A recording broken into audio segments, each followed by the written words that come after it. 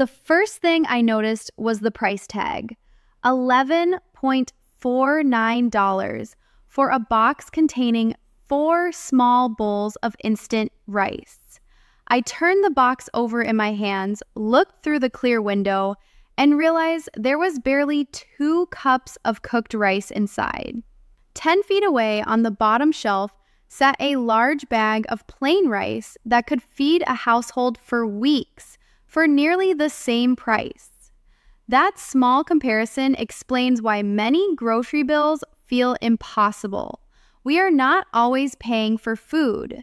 We are paying for slicing, seasoning, packaging, convenience, and colorful promises printed on cardboard. And when a household is tired, busy, or worried about money, those promises become very expensive. My name is Evelyn Carter. I am 68 years old, and for nearly 3 decades, I managed food purchasing for public school cafeterias in Ohio. My responsibility was simple to describe but difficult to perform. Serve hundreds of filling meals, meet nutritional standards, avoid waste, and stay inside a budget that never seemed large enough. Later, when my husband's factory reduced his hours, I used those same lessons in our own kitchen. I learned which foods only appeared inexpensive and which foods could quietly carry an entire week. Today, I want to show you 7 basic foods that still provide some of the best value in an American grocery store. Prices vary by region and season, so treat the numbers as rough examples rather than guarantees. The important lesson is not the exact price printed on a shelf today. It is how much usable food you receive, how long it keeps, and how many different meals it can become. The first food is one people often reserve for cold mornings: plain rolled oats. Not the individual flavored packets, not the tiny cups with dried fruit dust and a separate packet of sugar. Look for the large canister or a plain bag of old-fashioned oats. Depending on the store, they may cost roughly $2 to $3 per pound, sometimes less in a bulk section. 1 pound makes far more breakfast than most people expect.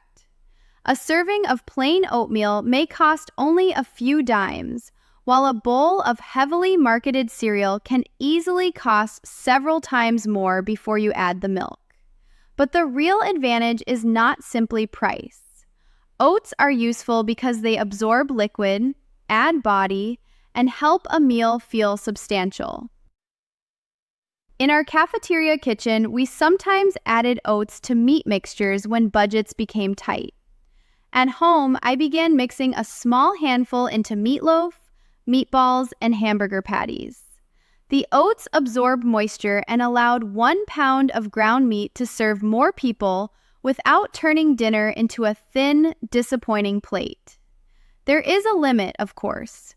Add too much and the texture becomes soft and obvious. Begin with about 1/4 to 1/3 cup of oats per pound of ground meat, along with an egg and your normal seasonings. Let the mixture rest for several minutes before shaping it so the oats can absorb moisture. For breakfast, cook oats with water or milk and improve them with inexpensive ingredients you will actually enjoy. Cinnamon, sliced banana, raisins, chopped apple, or a spoonful of peanut butter can transform a plain bowl without turning it into an expensive packaged product. The common mistake is buying oats with good intentions and expecting the family to enjoy them completely plain. Cheap food only saves money when people are willing to eat it. Build flavor into the plan. The second food is cabbage, and this may be the most underestimated item in the produce department. A whole cabbage is dense, heavy, and remarkably patient. While delicate salad greens may wilt within days, an intact cabbage can often remain usable in the refrigerator for weeks when stored properly. That long life matters because food waste is one of the quietest drains on a grocery budget. Years ago, I visited a neighbor named Marlene after she had broken her wrist. Her refrigerator contained several bags of salad mix, all turning brown around the edges. She had purchased them because they seemed convenient, but she could not use them quickly enough. The following week, I brought her one green cabbage. We used part of it for a vinegar slaw, sautéed another section with onion, and sliced the rest into a pot of vegetable soup. One head became several side dishes, and nothing had to be thrown away. That was not the detail that changed everything. The real discovery was how different cabbage tastes depending on how it is cooked. Many people believe they dislike cabbage because they remember it being boiled until it became pale, soft, and strong-smelling. Try shredding it and cooking it quickly in a wide skillet with a little oil or butter. Let the edges brown. Add salt, black pepper, and a splash of vinegar near the end. The heat brings out sweetness while the vinegar keeps the flavor lively. Raw cabbage can become slaw. Thin strips can be added to tacos, sandwiches, stir-fries, soups, casseroles, or fried rice. It can stretch a small amount of meat across a large skillet and add volume for very little money. Before storing a cut cabbage, wrap the exposed side or place it in a sealed container. Remove only the outer leaves if they become dry. Do not discard the entire head because one edge looks tired. The third food is the ordinary potato. Buy loose potatoes when you need only one or two. But when the price is right and you know you will use them, a larger bag generally costs less per pound. A 10-pound bag of russet potatoes may sometimes sell for roughly $4 to $7, though local prices can be higher. A potato is not glamorous, but it can become a baked side dish, mashed potatoes, breakfast hash, roasted wedges, soup thickener, skillet dinner, or the base of a complete meal. During one especially difficult winter, my husband and I made what we called loaded potato night. We baked several potatoes and placed small bowls of leftovers on the table. A little shredded cheese, cooked cabbage, chopped onion, half a cup of beans, and a small amount of chicken. There was not enough of any topping to serve as dinner by itself, but placed over hot potatoes, those scraps became a meal that felt generous. The next detail can be the difference between saving a bag and losing it: storage. Potatoes should be kept in a cool, dark, dry, well-ventilated place. Do not store them in direct sunlight and avoid sealing them in a damp plastic bag. Refrigeration can alter their sugars and affect how they cook, so a cool pantry is usually preferable. Keep potatoes away from onions. Although the two look attractive together in a basket, gases and moisture from stored produce can encourage faster deterioration. Separate containers with airflow are safer. Inspect the bag regularly. Remove any potato that is leaking, deeply rotten, or moldy before it affects the others. A slightly soft potato may still work in soup after damaged areas and sprouts are removed, but potatoes that are extensively green, bitter, badly shriveled, or spoiled should be discarded. Green areas can contain elevated levels of natural glycoalkaloids, so do not assume every old potato can be rescued. The fourth food is eggs. Egg prices can change dramatically, but even when a dozen costs $4, each egg is approximately 33 cents. 2 or 3 eggs can provide the protein for a simple adult meal at a relatively low cost. The mistake is thinking eggs belong only beside toast in the morning. A fried egg over rice can turn leftovers into dinner. Scrambled eggs can absorb chopped vegetables, small pieces of cheese, cooked potatoes, or bits of meat that are not enough to serve alone. Hard-boiled eggs can become sandwiches, salad, or a portable snack. At the school cafeteria, Friday was often our most creative day. We needed to use safe, properly stored ingredients before the weekend. At home, I carried that habit into what my children called refrigerator supper. I would inspect the vegetables, cook whatever needed attention, and fold it into a large pan of eggs. Nothing looked identical from one week to the next, but very little went to waste.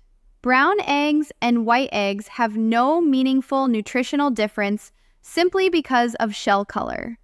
Shell color is largely determined by the breed of the hen.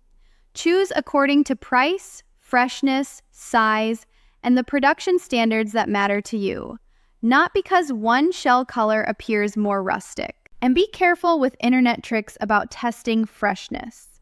The water test can indicate the size of an egg's air cell and therefore give a rough sense of age, but it cannot confirm that an egg is free from harmful bacteria. A floating egg is older, but even an egg that sinks still needs proper handling and thorough cooking.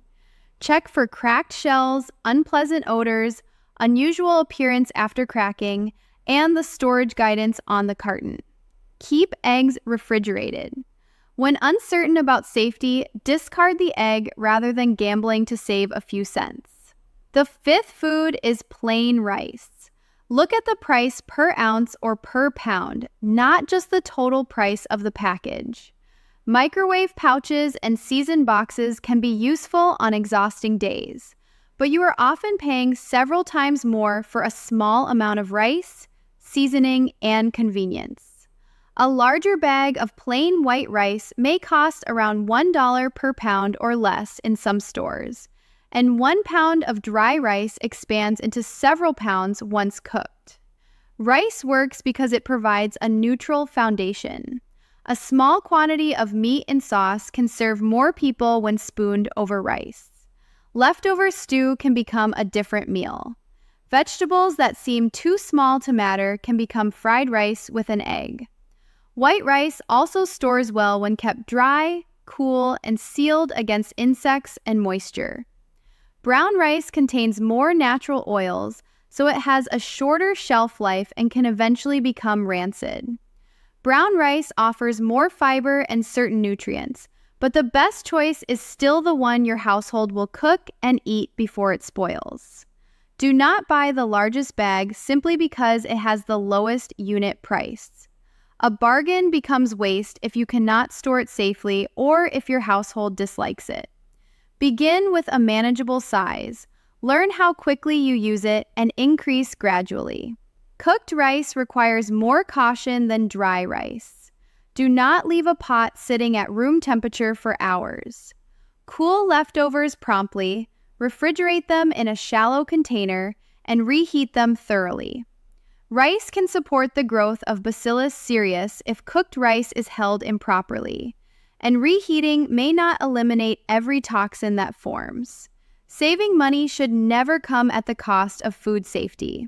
The sixth food is dried beans. This is where a small amount of money can produce an astonishing number of servings. A 1 pound bag of pinto beans, black beans, navy beans, lentils, or Great Northern beans may cost roughly $1.50 to $3 and can produce several cups after cooking. Beans provide protein, fiber, and flexibility.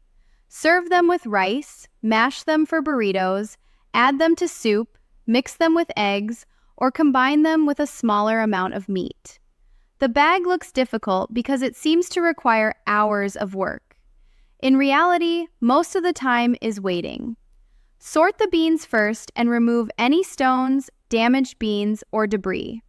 Rinse them well. Many varieties can be soaked overnight in plenty of water, drained the next day, covered with fresh water, and simmered until completely tender. Cooking time varies with the type and age of the bean. Add aromatics such as onion, garlic, bay leaf, or inexpensive spices when available. Salt can be added according to your preferred method, but acidic ingredients such as tomatoes or vinegar are often better added after the beans begin to soften because acid can slow tenderizing. But before you try this, there is one warning you need to hear. Red kidney beans must be handled correctly. raw or undercooked kidney beans contain high levels of phytohemagglutinin, a natural lectin that can cause severe nausea, vomiting, and stomach illness. Soaked kidney beans should be drained, covered with fresh water, and boiled vigorously for at least 10 minutes before being fully cooked until tender.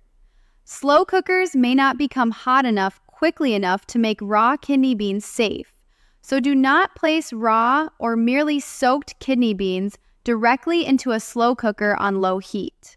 Canned beans are already cooked and are a perfectly reasonable option. They generally cost more per serving than dried beans, but they are still inexpensive, convenient, and far better than avoiding beans because the dried version feels overwhelming. Drain and rinse them when you want to reduce some of the sodium. Now we reach the seventh food, the one that taught my family more about value than any coupon ever did: a whole chicken. Boneless, skinless pieces are convenient, but convenience has a price. A whole raw chicken may sometimes cost between about $1 and $2 per pound, while individual cuts can cost much more. Compare unit prices because promotions and regional prices vary. One chicken can move through 3 distinct stages. First, roast it safely. Place it in a roasting pan, season it, and cook it until a food thermometer inserted into the thickest part of the thigh and breast reaches at least 165 degrees Fahrenheit without touching bone. Do not depend only on clear juices or cooking time. Bird size, oven accuracy, and starting temperature can change the result. Serve the first meal with potatoes and sautéed cabbage. A roasted bird in the middle of the table creates the feeling of abundance, even when the ingredients are simple. Second, once the meal is finished, remove the remaining meat promptly.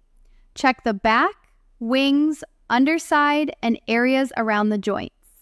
Small pieces can become chicken and rice, sandwiches, tacos, a potato topping, or a skillet meal the next day.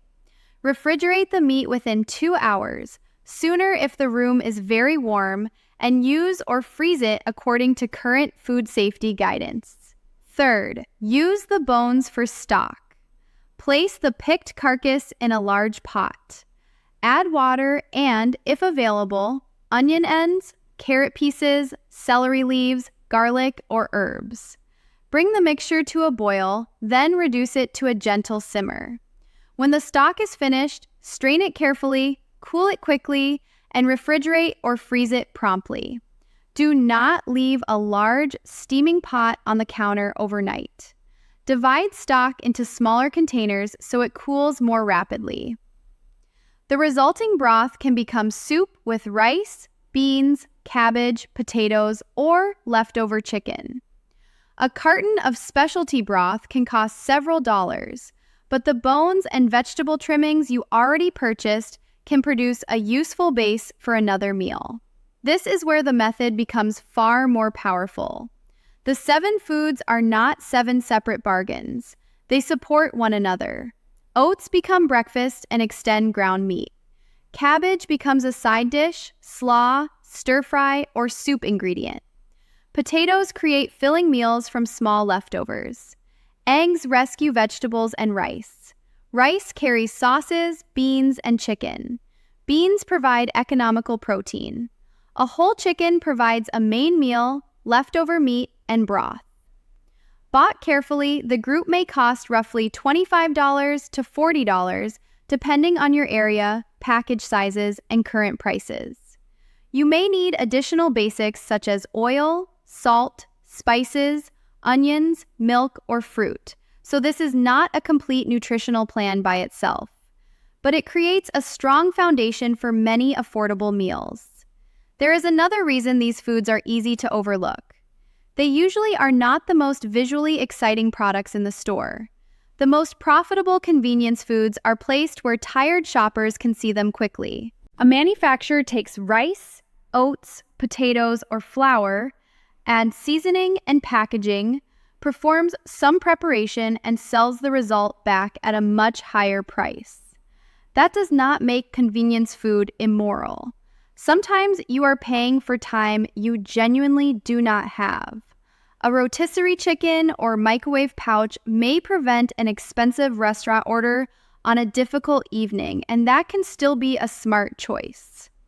The mistake is paying the convenience premium automatically at every meal without noticing it. So here is a realistic action plan. On your next grocery trip, do not attempt to transform your entire kitchen. Compare the unit prices of plain oats, cabbage, potatoes, eggs, rice, beans, and whole chicken. Choose only one or two that match the way your household already eats. If you choose oats, prepare tomorrow's breakfast tonight. If you choose cabbage, divide the head mentally into 3 meals before buying it. If you choose potatoes, create a cool, dark storage space away from onions. If you choose eggs, plan one dinner, not breakfast, around them. If you choose rice, cook extra and refrigerate the remainder promptly. If you choose beans, begin with lentils or canned beans if dried beans feel intimidating, and follow the special safety rule for kidney beans. And if you choose a whole chicken, remember the full sequence. Roast it safely, remove the leftover meat, and simmer the bones for stock. Avoid buying huge quantities before you understand your household's habits. Avoid keeping food merely because throwing it away feels wasteful when it is no longer safe. Avoid assuming every homemade version is automatically nutritious or economical. And seek guidance from a registered dietitian or medical professional when allergies, diabetes, kidney disease, digestive conditions, or other health needs affect what you should eat. What result can you reasonably expect? Not a miraculous grocery bill cut in half overnight. You can expect less waste, fewer emergency takeout orders, more meals built from ingredients you already own, and a clearer understanding of what you are truly paying for. When money is tight, the goal is not to make every meal look expensive. The goal is to make the table feel steady. That is what I remember most from those difficult years. Not the price tags or the careful calculations, but the sight of my family sitting around a warm meal made from simple ingredients. Nobody at that table felt poor. They felt fed, protected, and at home. Which inexpensive food helped your family through a difficult season? Subscribe for more practical ways to lower food costs without sacrificing dignity or flavor. In the next video, I will show you how 1 pot of homemade chicken stock can become 5 completely different winter soups, and the small storage mistake that can ruin the entire batch.